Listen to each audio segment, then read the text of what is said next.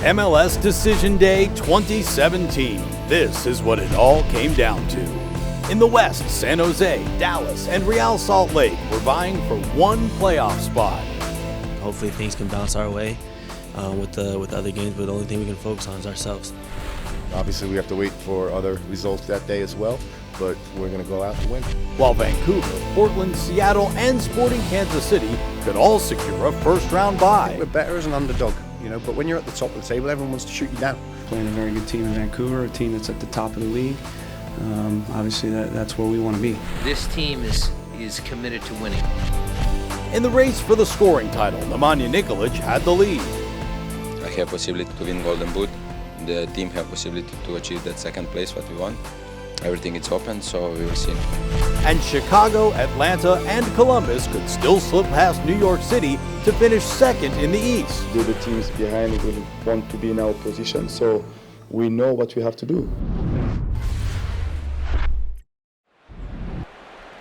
San Jose went into their home game against Minnesota United knowing that a win would put them into the postseason, while FC Dallas needed a San Jose slip and Real Salt Lake had to win and hope that both the Earthquakes and Dallas came up short. Theirs was the least likely route to the playoffs.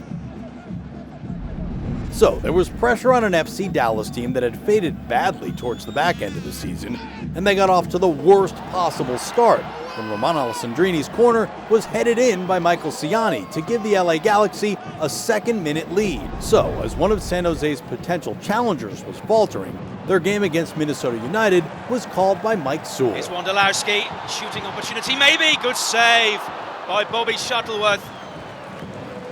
An early chance. The first of the three teams challenging for that one remaining playoff spot to make a significant move was Real Salt Lake. 3 minutes in, and Luis Silva gave them the lead against Sporting Kansas City, putting them into sixth. If nothing else changed, they would be in the postseason.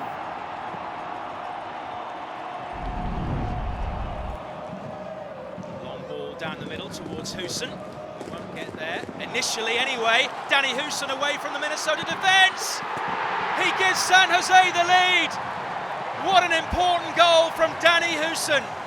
His third in his last 4 home games. And that puts the Quakes in the hot seat.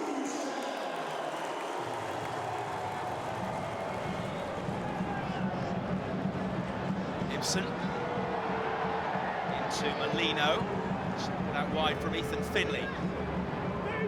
He's down under a challenge from Salinas. Here's Thiessen. Jerome Thiessen scores! An understated celebration. San Jose is stunned. It's all square at Avaya Stadium. RSL were still in sixth then, and FC Dallas had to make something happen and at least win their game against the Galaxy. It was Roland Lamar, who'd scored only 1 goal since the 4th of July, who took advantage of Carlos Gruezo's mishit shot and pounced to make it 1-1. As they approached halftime at Rio Tinto Stadium, RSL took a 2-goal lead. Brooks Lennon's first effort was blocked by SKC backup keeper Andrew Dykstra, and he slammed in the rebound to strengthen their postseason chances.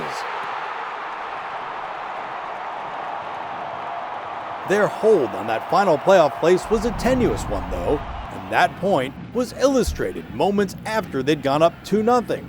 FC Dallas completed the 4-minute turnaround, Matt Hedges reacting quickest after Clement Diop's save. FC Dallas now in sixth, and Real Salt Lake wouldn't get back in the frame. Into the second half in Frisco, and FC Dallas started to pull away. Lamar with his second goal of the day and 11th of the season, making it 3-1 against the Galaxy. With Oscar Pareja's team getting the job done, the pressure was all on San Jose. Kazashvili pushes the ball wide to Houston, towards the back post, Wondolowski! San Jose back in front and back in the playoffs. Terrific cross from Houston, Boxall couldn't get there, Wondolowski could. As long as the Earthquakes were in front, there was nothing Dallas could do apart from add to their score. And they did just that with the flourish that's been missing.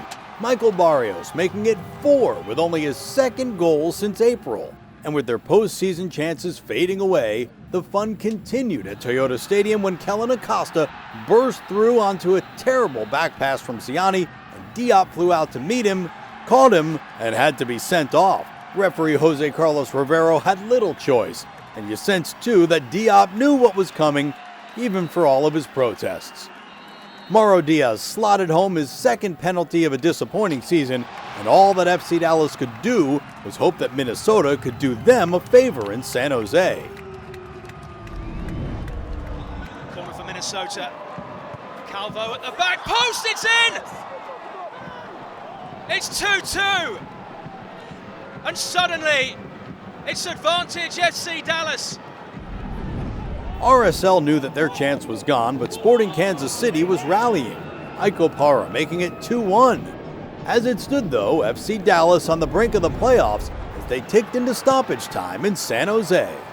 Tarbell with the long ball forward. Bernardes brings it down. Support from Amarikwa. May he shoot? He does. Shuttleworth pushes it away. Wondolowski! Arena scores! San Jose have done it in the dying moments of injury time. Marco Arenia's only been on the field 5 minutes, but he looks to have sent the Quakes into the playoffs. The ground is literally shaking. Excellent play by Bernardes. Amarikwa's shot caused the problems, but a cool head from Chris Wondolowski, and Arenia with the finish. 34 games of the regular season, and it all came down to the last few minutes. San Jose into the playoffs for the first time in 5 years. I think that game and the last goal describes the whole season. We had a lot of up and downs, but to the end we had a longer breath. And Kofi's here! What up? Yeah, it's been a long season, a lot of ups and downs, and then in the end, we are happy, we are proud. Go Quakes!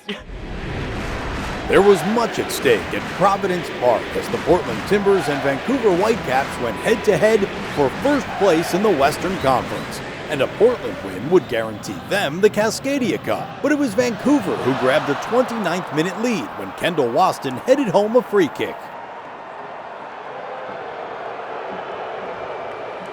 3 minutes later, Portland drew level when Darlington Nagbe's shot was only pushed away by Stefan Marinovic, and Liam Ridgewell turned in his third goal of the season.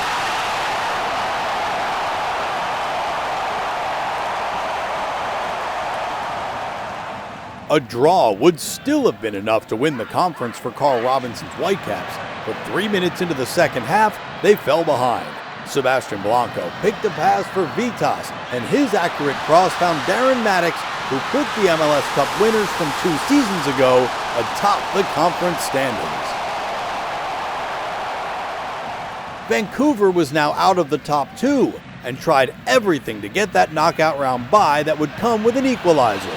Jordi Reyna's free kick caused penalty area mayhem, which ended with Breck Shea's cross picking out Waston, who this time headed over the bar.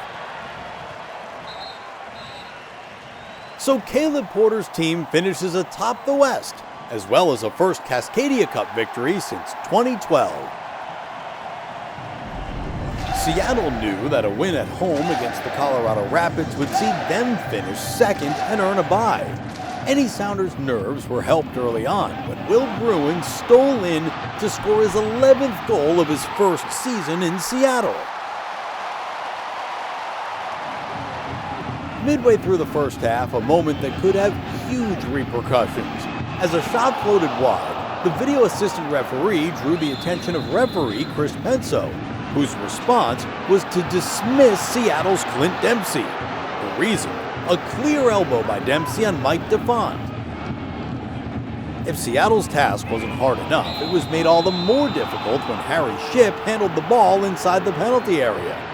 A clear handball and a way back into the game for the Rapids. Dominic Maggi beat Stephen Fry, but watched the ball cannon back off the post. Immense relief for the Sounders, though they still had more than a half an hour to play with 10 men. A second Seattle goal would settle any nerves, and they had their chance just after the hour mark. Bruin fouled by Alex Schubert. In addition to awarding a penalty, referee Penso also changed his initial yellow card for Schuberg to a red on second viewing.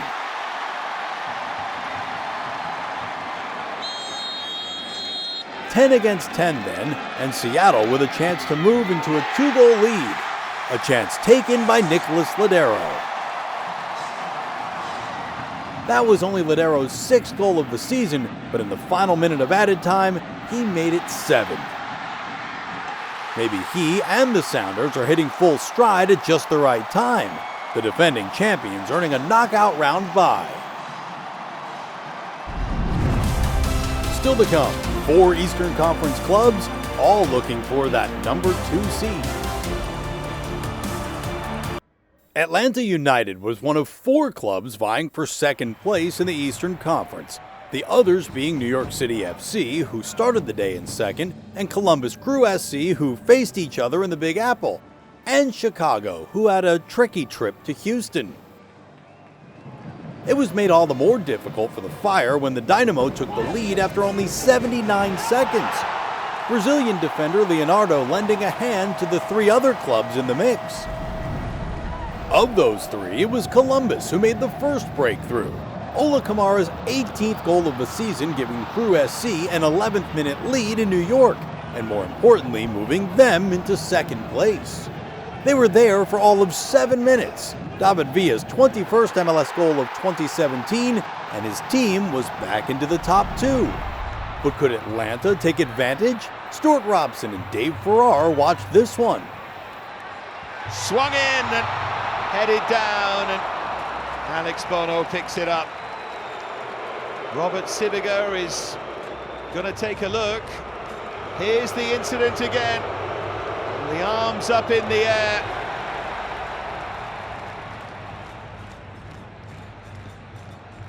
It's given a penalty. Robert Sibiger has looked again, and it's a penalty. Yamil Assad will take the penalty.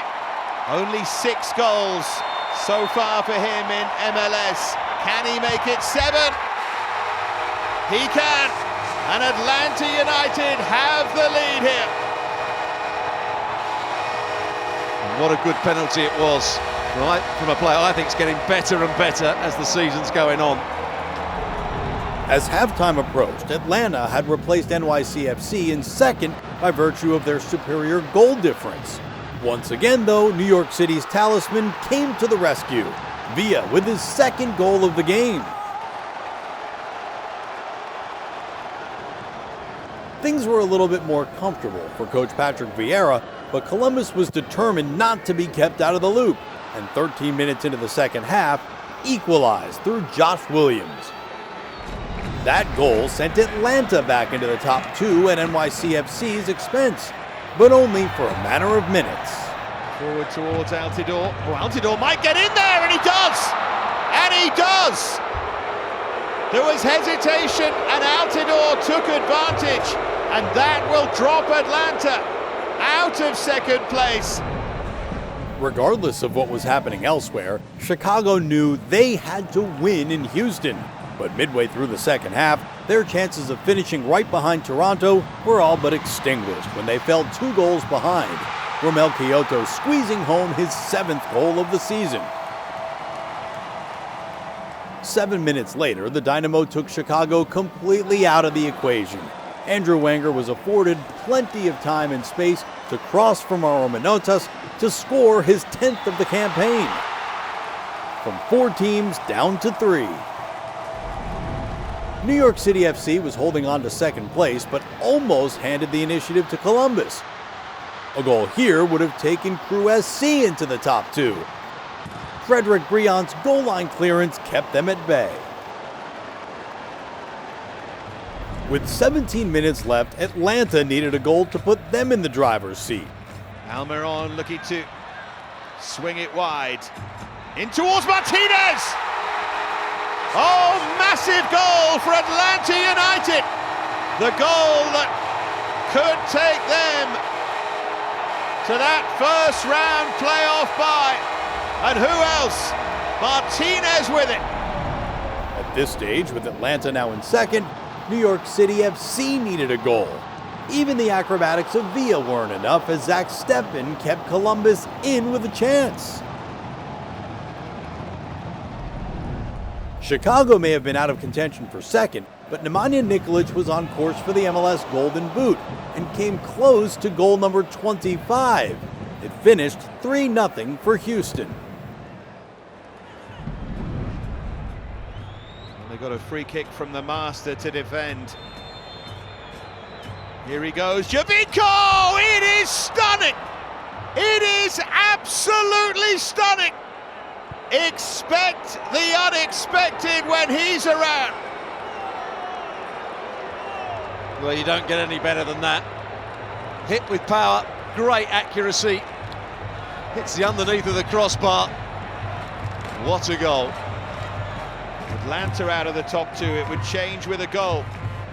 Can they finish the regular season in dramatic fashion? In it goes from Almiron, they nearly could. And they can, surely no! It's blocked twice on the line. Walk seems certain to score. How did Atlanta not score? Look at the save. Gets across quickly. Bono, brilliant from the goalkeeper.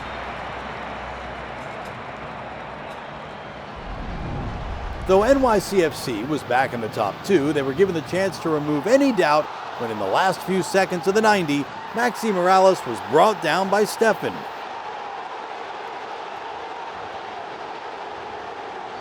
It also gave Villa the chance to claim a hat trick.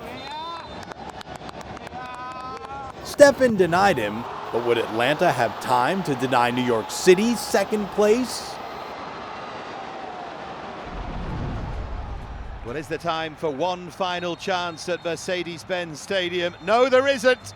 It finishes 2-2. Toronto can celebrate that points record. Atlanta United have to go into the knockout round. It was fitting that the last MLS game to be played at DC United's RFK Stadium was against their fiercest rivals, the New York Red Bulls, who were guaranteed to finish sixth. DC could do nothing to avoid ending the season at the bottom of the standings, but were rewarded for a dominant first-half display just before halftime. Paul Arriola with his first goal for the club. The Red Bulls rested several of their regular starters in preparation for the playoffs, but those who got the call combined well to equalize midway through the second half. Michael Murillo with the finishing touch. Former DC midfielder John Harkes played in the first MLS game at RFK Stadium back in 1996 and watched on as his son Ian got to play in the last. His cross led to this fracas involving Luciano Acosta, who was dismissed by the referee for needlessly kicking out at Alex Muyl. Red Bulls coach Jesse Marsch was also part of that DC team that played in the inaugural game 21 years ago, and his current squad capitalized on his former club's numerical disadvantage by going in front with 15 minutes left. Gonzalo Verón with the goal. They then had the chance to put the game beyond any doubt when they were awarded a penalty in the 83rd minute. Jalen Robinson penalized for a handball from Vincent Bezencourt's shot. Verón stepped forward looking for his fifth goal in 6 MLS appearances, only to be denied by Steve Clark. Scant consolation for DC coach Ben Olsen, whose team went on to suffer their 20th defeat of a miserable season. This was Montreal's chance to say goodbye to their long-serving captain Patrice Bernier, playing in his 151st and final game for the team. The Impact faced a New England Revolution unit that hadn't won away from home all season, but they did take a 19th-minute lead. Diego Fagundes slotting home after Christian Nemeth had hit the post. 7th of the campaign for the Uruguayan. Montreal's end-of-the-season collapse had been dramatic, losing 8 of 9 games before this to fade out of contention. They won a penalty just before halftime. Anthony Jackson-Amel's shot hitting Benjamin Angua's arm. It meant that the sentimental stage was set for Bernier to score only his second Montreal goal in MLS in the last 4 years, allowing his mother to ring the North Star bell to celebrate. Any joy arising from that didn't last long, though. A risky pass, Fagundes finding Nemeth, and the Hungarian scoring his first Revs goal seconds into the second half. New England held their lead until the final minute of regular time, when Bellew Tabla's cross got the tiniest touch from Matteo Mancosu, and Montreal looked to have denied the Revs that elusive away win. But 6 minutes into stoppage time, Kellen Rowe let fly, and New England could celebrate a first road victory of the season, sealed in the final minute of the season. Disappointing campaigns for both clubs, but a thriller of a finish. Neither Philadelphia's Jim Curtin nor his Orlando counterpart Jason Price would be leading their clubs into the playoffs, so it was a chance to end disappointing campaigns on a positive note. The Union certainly looked more up to the task, Ilsinho giving the home team a third-minute lead. Within 2 minutes, the Brazilian turned provider, charging around the outside before crossing for Fafa Pico to make it 2-0 after only 6 minutes.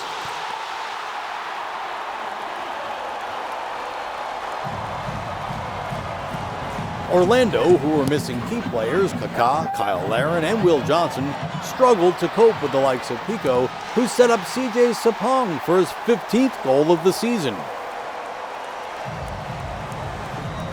Pico's pace on the third goal should have been a warning to Orlando. Instead, Scott Suter's misplaced header was another invitation for Pico, who raced on to score his second and Philadelphia's fourth goal shortly before halftime. There was no change to the nature of the game after the break. Orlando stretched in defense again as Harris Medunjanin played in Ilsinho for his second of the game. 5-0 with almost half an hour to play. The Lions pulled the goal back with 18 minutes left through Dom Dwyer, his fourth since moving to Orlando City in July. But normal service was resumed almost immediately. Medunjanin shot, Sapong's follow-up, and a biggest ever win in MLS for a deserved Philadelphia. For Orlando, it was the first time they'd conceded 6 in one game. So New York City FC held on to second place in the East behind record-breaking Toronto, while Atlanta's first MLS season ended with them in fourth. Chicago, Columbus, and the New York Red Bulls joined them in taking their seasons further. Confirmation that San Jose's late show at home to Minnesota earned them the last of the playoff spots in the West.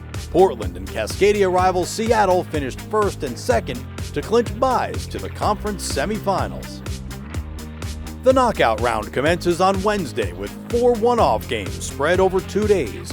In the East, Chicago Fire take on the New York Red Bulls and Atlanta United host Columbus. While in the West, Vancouver plays San Jose, and it's Houston against Sporting Kansas City, as the top 2 from each conference lie in wait. We leave you with the moments that mattered most on a pulsating decision day. I'm Russ Thaler. Until next time.